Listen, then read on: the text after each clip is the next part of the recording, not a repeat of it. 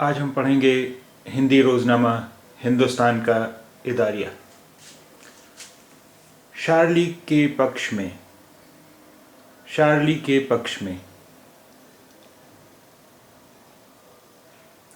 France की राजधानी Paris में व्यंग पत्रिका शार्ली एब्दो के पत्रकार की हत्या के विरोध में लाखों लोगों ने एक रैली में हिस्सा लिया।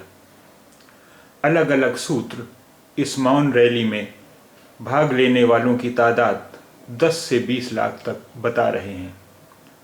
फ्रांस के दूसरे इलाकों में भी ऐसी ही रैलियां आयोजित की गईं, जिनमें लाखों लोगों ने भाग लिया। 60 के दशक के छात्र आंदोलन के बाद शायद ही कभी फ्रांस में इतने व्यापक रूप से लोग सड़कों पर उतरे हों। पेरिस के मार्च की विशेष बात ये थी कि उसमें विश्व के लगभग 40 देशों के राष्ट्राध्यक्ष या उनके प्रतिनिधियों ने हिस्सा लिया।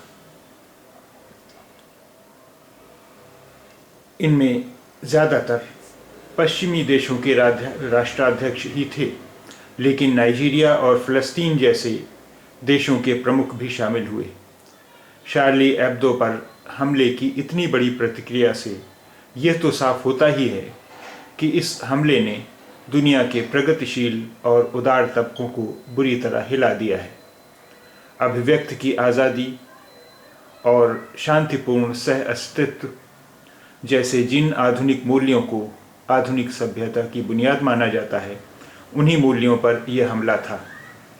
इसने दुनिया के नेताओं और आम लोगों को ये सोचने पर बाध्य कर दिया कि आतंकवाद आधुनिक सभ्यता और उसकी मुख्य व्यवस्था के लिए अब खतरा बन रहा है।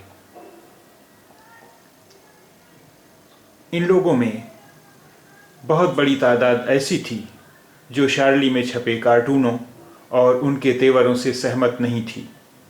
ज़्यादा बड़ा हिस्सा ऐसे लोगों का है जो ये मानते हैं कि शार्ली में छपे कार्टून अति की ओर झुके हुए और अक्सर अभद्र भी होते थे।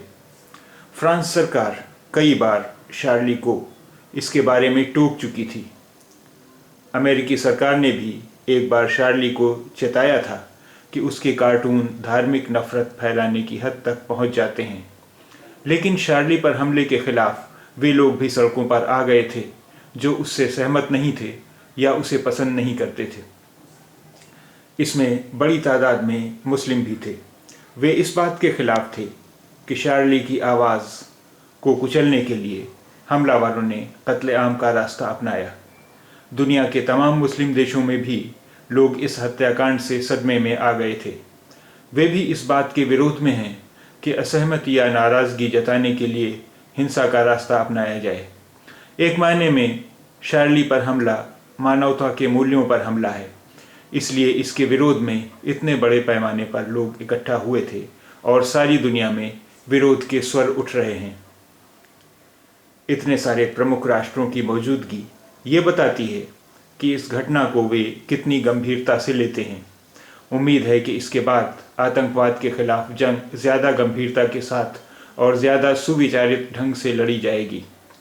अगर आतंकवाद आज इस हद तक पहुंच गया है तो इसमें पश्चिमी देशों का भी कुछ कसूर तो है ही। अपने आर्थिक और सामरिक हितों के लिए पश्चिमी देशों ने पश्चिम एशिया और उत्तरी अफ्रीका में ऐसी ताकतों को लगातार समर्थन दिया जो इस्लाम की एक ख़ास संकीर्ण और कट्टर व्याख्या पर विश्वास करते थे और उसको फैला रहे थे। मुस्लिम जगत में जो उदार, लोकतांत्रिक और शांतिप्रिय तत्व थे, उन्हें पश्चिमी देशों ने हमेशा दरकिनार और उपेक्षित किया। कट्टर वहाबी विचारधारा पर आतंकवादी संगठन आधारित हैं और आज भी ऐसे देश पश्चिमी देशों के मित्र हैं जो इस विचारधारा के अंतर्राष्ट्रीय प्रचार प्रसार में पैसा लगाते हैं। इस वक्त ज़रूरत यह है कि पश्चिम अपने दुराग्रहों से बाहर आकर आतंकवाद का मुकाबला करे, क्योंकि अब लड़ाई सिर्फ ताकत की नहीं, बुनियादी मूल्यों की है जिन्हें मानव सभ्यता ने अर्जित किया है।